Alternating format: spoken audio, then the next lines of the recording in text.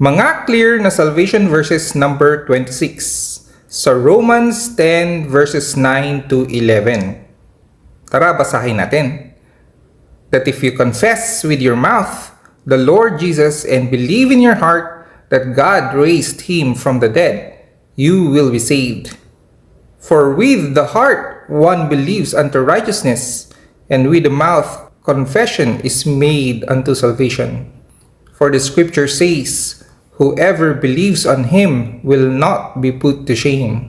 So, sinasabi dito sa verses na kung sasabihin mo na si Jesus ay Lord and manampalataya ka or mag-trust ka from your heart that God raised him from the dead after niyang namatay sa cross, you will be saved. Yun yung gospel kasi, yung death, burial, and resurrection ni Lord Jesus Christ.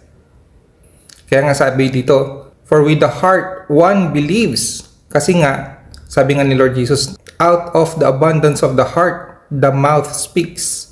So, magsisimula sa heart. Kung nag-trust ka from your being or from your heart that Jesus rose again, ibig sabihin, sasabihin mo yun. Pwedeng kaagad-agad or sabihin mo ng a few days after.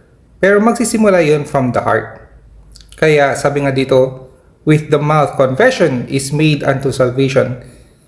Kasi nga, nung nag-trust ka, nag-believe ka from your heart, nagkaroon ka ng righteousness ni Lord Jesus Christ.